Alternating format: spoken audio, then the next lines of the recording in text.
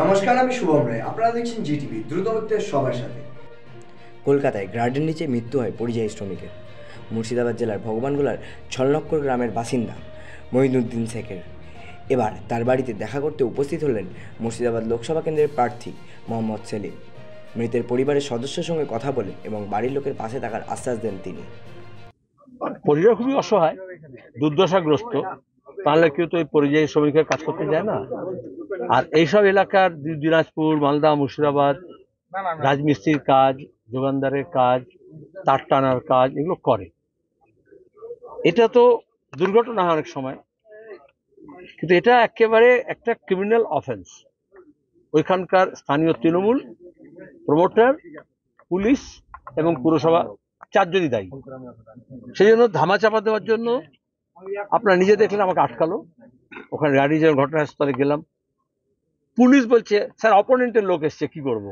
কারণ পুলিশ একটা সরকার পক্ষের লোক, দুর্ঘটনার জায়গায়। মুখ্যমন্ত্রী ঘোষণা করলেন 5 লাখ টাকা, আর ভোট আসলে দেওয়ালে লেখে সমবেতি। কিন্তু এখানে দেখলাম এদের উল্টে ঘুষের টাকা দিয়ে পোস্টমর্টেম এবং হাসপাতাল থেকে ডেড হাউস থেকে ডেড বডি নিয়ে আসতে হলো নিজের খরচায়। বিডিও কত অপদার্থ, ডিএম কত অপদার্থ, এটাতে প্রমাণ হয়। রিলিফ ম্যানুয়ালে লেখা আছে এই ধরনের ঘটনা হলে তার বাড়িতে খবর দেওয়া, তার বাড়ির লোককে নিয়ে যাওয়া ঘটনাস্থলে এবং সেখান থেকে ডেড বডি নিয়ে আসার দায়িত্ব তার, সমবায়িতা জন্মানোর আগে থেকে।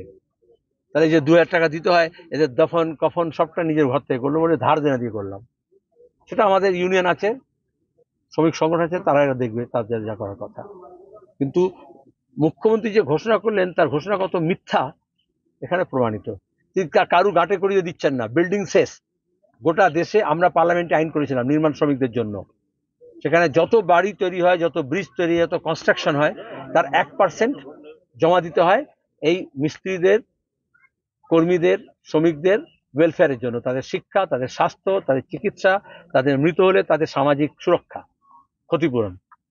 তাহলে সেই টাকা নিয়ে আমাদের রাজ্যে, আমি স্ট্রেইট বলছি, আমার কাছে কাগজ আছে, লেবার কমিশনের কাছে অভিযোগ করা হয়েছে, 100 কোটি টাকা গত বছর তৃণমূল শুধু ঘাপলা করেছে এই কনস্ট্রাকশন ওয়ার্কার্স ওয়েলফেয়ার বোর্ড, যে টাকা দিয়ে এই সব লোকগুলোকে বাঁচানোর কথা, তাদের ছেলে মেয়েদের শিক্ষা দেওয়ার কথা। 3টে অনাথ এতিম বাচ্চা আছে, কে দায়িত্ব নেবে?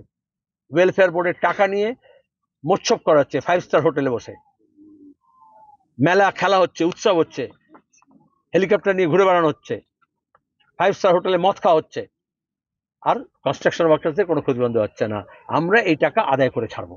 আপনারা এতক্ষণ দেখছিলেন জিটিভি, দ্রুতগতিতে সবার সাথে। জিটিভির নতুন নতুন খবরের আপডেট পেতে এক্ষুনি লগ ইন করুন www.gtvlivenews.com।